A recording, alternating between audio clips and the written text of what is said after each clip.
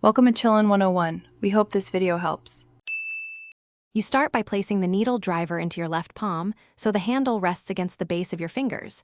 Your index finger runs along the shaft to guide rotation. Once done, set the needle in the jaws at roughly 1/3 from the tip, the balanced point, so the bevel tracks straight. Make sure your wrist stays neutral and your elbow remains close to your body for steadiness. This reduces torque and preserves fine control as you begin suturing. Now you execute the drive. Initiate motion from your forearm with a subtle wrist rotation, not big shoulder swings, because that keeps force vectors precise. Then pivot the driver using the ring finger and thumb to rotate the needle through tissue. Aim for controlled turns between 45 and 90 degrees depending on depth. Make slow, deliberate passes so the curvature follows the tissue plane. This minimizes grabbing or tearing. As you advance, continuously reassess jaw grip and needle seating to avoid slippage.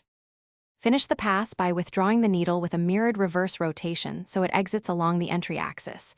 This prevents tissue drag and maintains a clean tract. Once out, relock the jaws if you need additional passes and reseat the needle at the 1/3 point before repeating. If the needle bends or the grip slips, stop immediately, remove the needle, and replace it. Continuing with a compromised needle increases trauma. One key tip: if slippage recurs, adjust seating depth and reorient the jaw before proceeding. Thanks for watching. Consider subscribing if we helped you.